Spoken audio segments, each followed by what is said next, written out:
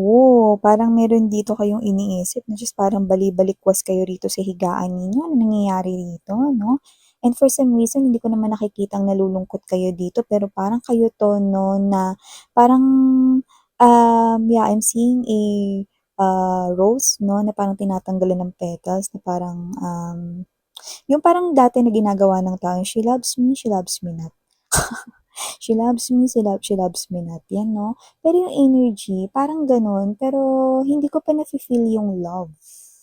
It looks like parang meron kayo rito na parang situation na iniisip or iisipin pa lang because you know this is timeless 'no, pero parang kayo 'to na you're not sure, okay. May energy rito na hindi ka sure about the situation pero gusto mong i-involve yung sarili mo. Ay, ano 'yan?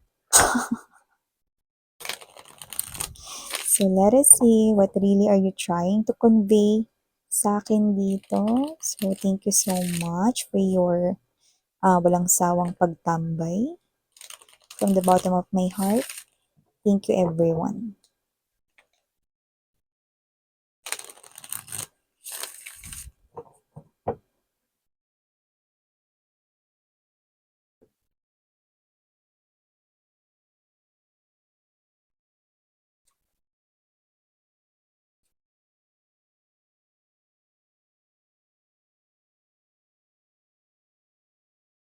Oh, nice one. So, yun nga mga babes, no? Ituloy muna natin yung paglatag ng ating mga energy sa table before we start digging more, no? But I'm seeing someone here. Wow, Ace of Cups energy, no?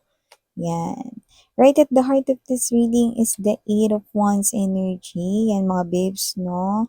Strong travel is strong. Pwede rin namang short distance travel, like pwedeng bumiyahe lang kayo papuntang school, papuntang workplace ninyo, papuntang bahay, papuntang kung saan, pwede mag-grocery lang, no? Iba naman, pwedeng long travel, no? Like, pwedeng puntang probinsya, puntang other countries, yan, no?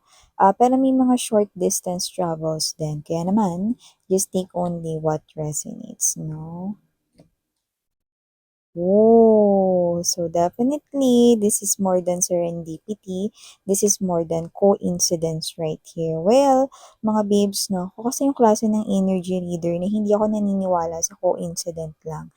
Everything happens for a reason and kaya nangyayari itong bagay na to sa inyo dahil yan ay part of your destiny, part of your life's future journey. Yan. So, we have here the Nine of Wands energy and yeah, look at that. I'm seeing someone here, no, na parang I'm ready to conquer the world. Yan, no? Parang ganong klase ng energy, no? May determination. And we've got the Seven of Coins energy bottom of the deck.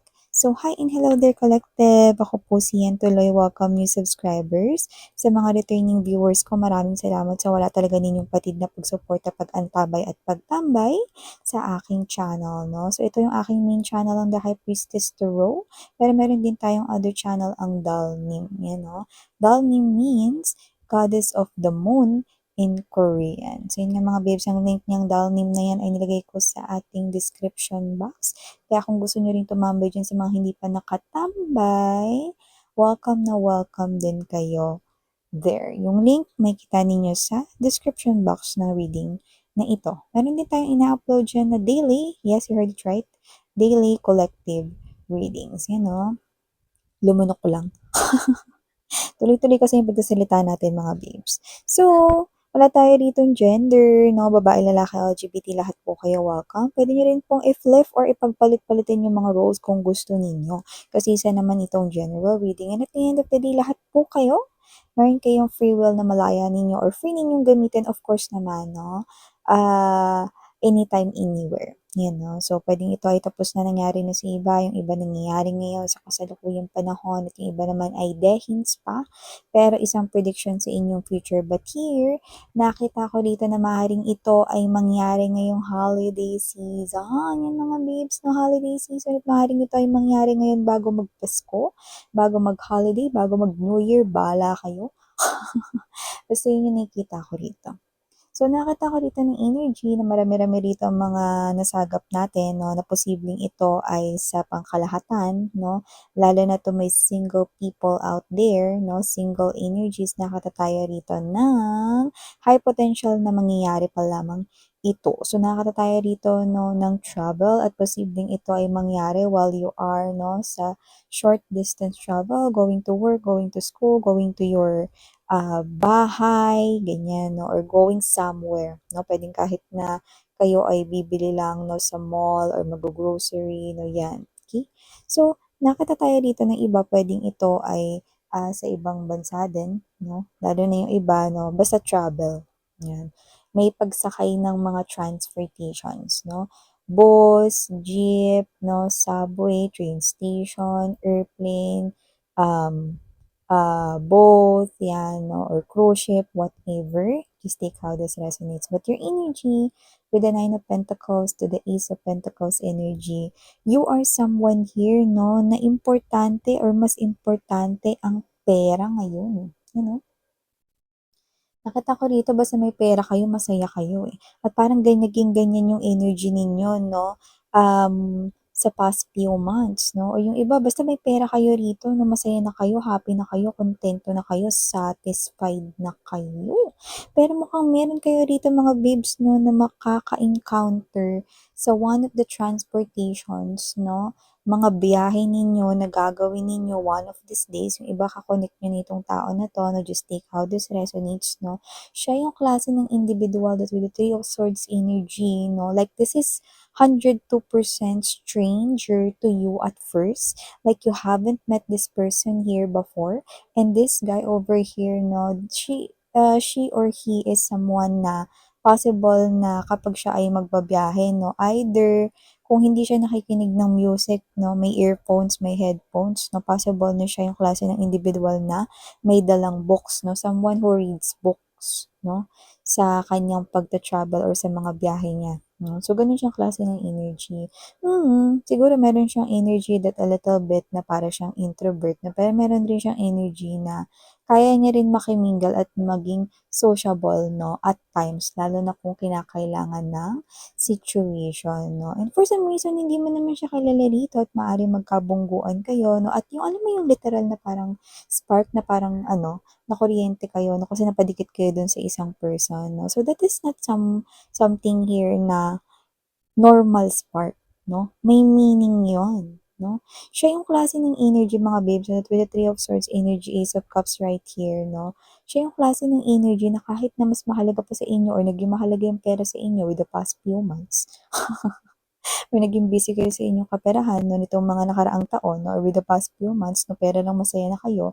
Pero dito, mukhang right away or instantly, no, pagtapos mo makita itong tao na to, no, kahit nakauwi ka na, nakabalik ka na, o nakapunta ka na sa pupuntahan mo, no, ikaw ito na parang may klase ng energy rito, no, na pag itong individual na to, no, ay inignore mo or iniskip mo or you just let this individual right here pass you by, like parang siya ay parang napadaan lang sa buhay mo, no, parang makakaramdam ka rito ng kirot sa iyong dibdib, no. Ikaklaro ko lang, no, hindi yun karamdaman, kundi yun ay parang idiomatic expression na pagpapakahulugan ko or dinidescribe ko bilang pag in-ignore mo itong tao na 'to na parang may isip mo, sayang, yan, oh. Uy, sayang 'to, akin 'to, eh. Parang may gano'ng klase ng energy yun. May energy kayong gano'n. But for some reason, ikaw naman 'to na hindi ka nagpe-pay attention ng big time sa iyong love life, 'no? So, parang kayo 'to na parang actually may energy nga kayo rito na parang ayaw ninyo yung energy na nabubunggo kayo, nasasagi kayo, no, because you feel irritated, yan. And I'm also picking up right here, no, energies na may mga energies rin na parang mabilis kayong mainis or mairita, no? But just take how this resonates. But for this person here, possible na magkabungguan kayo, no, sa inyong skin, no, lalo na pagka nagmamadali kayo na 'di ba salubong yung mga tao kahit hindi mo naman sila mga kamag-anak, sinasalubong mo sila lalo na 'pag mali ka na. sa pintuan ng MRT, sa pintuan ng tren, sa pintuan ng bus, 'di ba? So, possible that with this person right here, meron kayong as in spark, no? 'Di ba nafe-feel natin yun sometimes, lalo na pag may friction, lalo na pag may diin, no, na nababangga natin yung isang person, no? Yan. So, nakikita ko dito that this is not a simple spark right here because you will keep on thinking about that person kahit na nandoon ka na sa iyong destination or pupuntahan mo, no, while you are on a grocery store, no, you are holding your cart, and you're thinking pa rin, no, iniisip mo pa rin yung itsura ng tao na yun. Parang, sino ba yung tao na yun? Bakit iniisip ko siya hanggang ngayon? Eh, kanina pa naman nangyari yun. Hindi ko alam, hindi ko alam. You know? Parang ganun ka rito, no? And for some reason, nakikita kita dito na anong oras na girl? Or anong oras na boy? Eh, no? With the Nine of Swords energy, hanggang gabi po iisipin nyo yan. At yung iba hanggang mag-umaga na. Yan, o, alas 5 na mga babes, no? Pero gising na gising pa rin kayo rito, no? So, kung sino man tong individual na to, no? This is you that with this, look at this, Eight of Wands energy, okay, nakikita ko rito that you want to see that person here again. Okay? To clarify things, no? Parang, ano bang nangyari rito? Ito bang tao na to? Meron ba tong mahika sa sarili niya? At bakit iniisip ko siya rito? Haging, gwapo siya, maganda siya. Yes, may tsura yung iba sa kanila rito. At yung iba, maaring may talagang sunglasses. Pero doesn't have to be na malabo yung mata niya. Pwedeng sinusuot niya lang yan kapag siya ay magbabasa, no? To protect his or her eyes, no? Pwede rin naman na may UV or may LED light yan for protection, no? But doesn't have to be na may grado. Sa iba siguro, yes, no? But you will wish to see that person here kasi magsistay siya, masastuck siya sa iyong mind right here, no? For the next couple of days, no? And you do not know why. So you want to see ano ba yung naramdaman mo? You want to clarify, what is this all about? Is it just an ordinary spark right here? Because hindi naman ako mabilis na ma-fall at hindi rin naman ako as in talaga na-fall sa mga may itsura, magaganda mga gwapo, pero what's going on right here? This is not just a random person na naka-encounter ko. Yung iba naman nakakabunggo ko, yes, may spark din naman. Pero bakit itong tao na to hindi siya mawala sa isip ko? Yan. And with the Hermit card right here, and there's this Ace of Cups, okay, this is you, lalo na, no, marami-rami sa inyo rito, yung naniniwala kay universe, mga angels and guides right here, no, cupids, yes, no, yung mga parang mga anghel, no, na merong mga palaso, na ang dulo ay hugis puso, no, naniniwala kayo ron, no, and you believe na hindi lang human beings ang nandito sa world or sa earth. So nakikita ko dito that you are really someone na nanonood ng mga energy or tarot readings at pinaniniwalaan yung mga divine forces and unknown forces, no? So nakikita ko rito, no, that you want to know who is this person right here and what's really going on. Yan, no? At bakit hindi siya dito mawala sa isip mo? Isang beses mo lang naman siya nakita. Okay? This is you. Okay? This is your first encounter with that person, but you want to see that person here once again. So the question is, magkikita pa ba kayo? Five of Pentacles energy right here, no, Wheel of Fortune. Nakikita ko dito na it's definitely a yes. Makikita mo siya kung saan may mga nakangiti, may mga humahalakhak, may mga tumatawa, no? Yung mga faces ng mga tao ay napaka-bright, no? And they're having fun. So, kung ano man to na maaaring makita mo siya sa isang event, sa isang kasiyahan, no? Kung saan, no? Nag-i-enjoy ang lahat.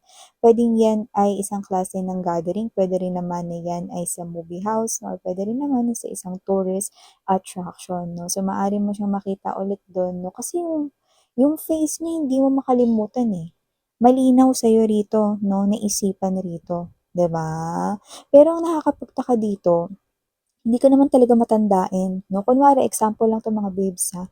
Kunwari may nalooban ng bahay, no? Kunwari lang naman, no? Hindi naman 'to as in, ano, example lang, no? Tapos pina-describe sa'yo ng pulis, paki-describe mo nga yung nakita mong magnanakaw or yung snatcher o kung sino man yun, no?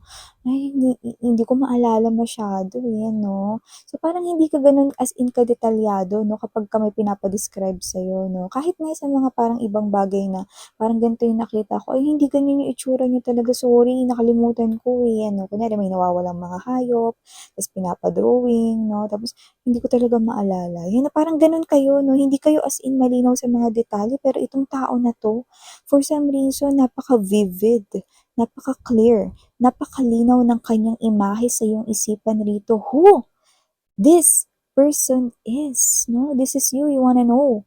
Who is this person here at bakit naaalala mo siya ng malinaw, samantalang hindi mo na nga maalala rito ang itsura ng ex mo? Yeah, you will definitely see this person right here, no? And the next time na magkikita kayo, may pag-uusap na, yan, no? And for some reason, hindi ikaw ang mauuna, kundi siya. Possible na meron siya ritong bagay na parang circumstances or situation, no, na nandudun ka rin sa sitwasyon na yon, no? Like, let's say, Miss, may nakita ka bang nahulog dito na key or what? Yung parang ganun. Or Miss, may nakita ka bang nahulog dito na ganyan, no? May first encounter na kayo, may pag-uusap na sa susunod ninyong pagkikita, no? As in magsasalita na kayo. May words na rito na lalabas, no? At yun yung nakikita ko rito. Doon na magsisimula yung lahat. Yan, no? So, nakikita ko rito that with the 9 of Wands energy, na makakaramdam ka rito ng parang iba yung naramdaman mo. Mas lalo ka rito na mako-curious, ano ba tong feeling na to? Because you find this guy right here or you find this woman right here very attractive, but you are not really into someone very good looking, but you are not really into someone right here no getting shy right away. Because you are someone here no na parang for you, you're not really focusing right here in your love life area, but you are really focusing right here on your money, pentacles, no, and your financial. No, yun ang focus mo. Money matters right here. But for some reason, parang ikaw to na hindi mo rin naman ma-ignore itong person na to because you feel like instantly, no, dun pa lang sa first time mo siyang nakita, parang may karot ka ng naramdaman dito that you want to see that person once again. Pero how can you be able to see that person once again? Hindi mo nga alam yung pangalan niya. It's like you're calling right here, no?